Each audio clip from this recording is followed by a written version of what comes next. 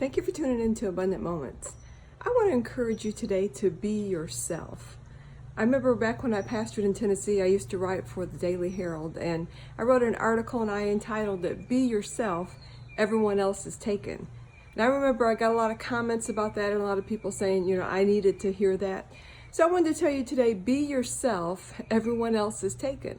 Sometimes we look at other people, we look at their talents, we look at their personalities, we look at sometimes their physical characteristics, and we think, oh, I wish I was like them.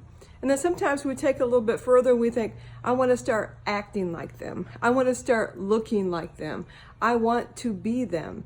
But God made us individual, and God made us with a purpose in mind, and He just made one of us.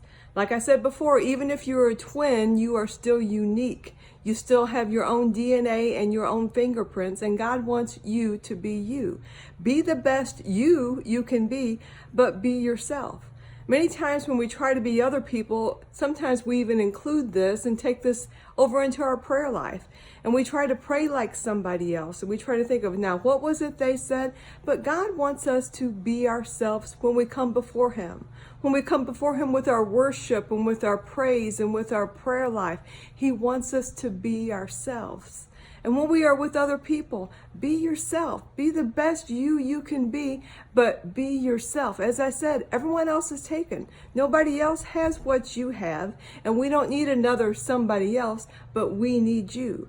And as you begin to appreciate yourself and see that God made you unique and see that you have great talents and abilities and there's greatness in you, then you are going to want to be yourself and be the best you can be.